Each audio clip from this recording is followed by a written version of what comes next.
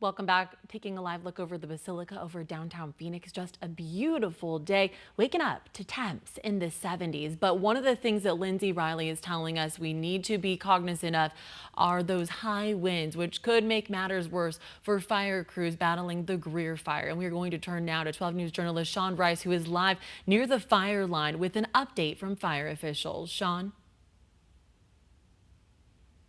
Trisha, good morning to you. As you mentioned, the wind's certainly the story today, and it's going to, have a major impact on that firefighting effort. We're here with Chris Lopez from the Forest Service. Chris, we had spoke to you last night. You'd mentioned about 12,000 acres, a little bit more. What is that updated acreage and containment efforts? Yes, sir. So we're currently sitting at 15,985 acres and still with 0% containment and approximately 500 personnel assigned to this fire. Last night was definitely very productive for us. There's favorable weather conditions and RHs. We were able to tie in, the 260 to the 373, also shore up that dozer line that we discussed last night over in the community of South Fork and near the 26 bar area.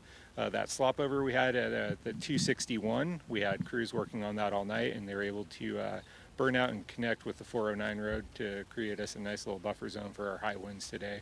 I'm going to turn you over to our incident meteorologist, Rob Rickey, and he's going to give you a briefing on what we can expect today. Yeah, Rob, you had mentioned 40-mile-an-hour winds expected. What impact does that have on these efforts?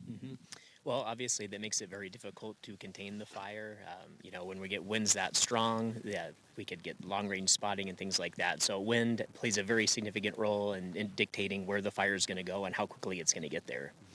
What are we looking at forecast-wise? I'd mentioned 40, but is that accurate? And what does tomorrow look like as well?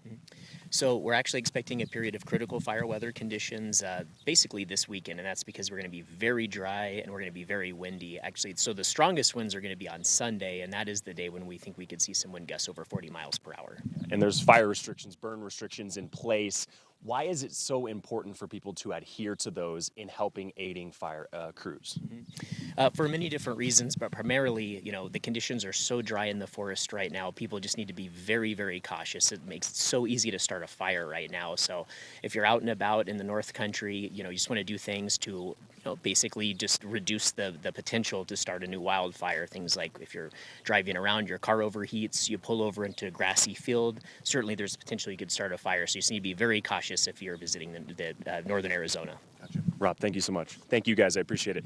So Trisha, that's the message here today, is just make sure you do not burn in open flame anywhere. Any sort of burning can really be to the detriment of firefighters and their efforts here today. Governor Katie Hobbs is expected to be here in about an hour, so we'll bring you her briefing as well coming up on later editions of 12 News. All right, Sean, thank you. The fire jumping more than 3,000 acres. Again, still zero containment with 40-mile-per-hour winds you mentioned. So yes, our thoughts and prayers will remain with crews out there hoping to gain ground this weekend. We'll be right back with a look at your weather.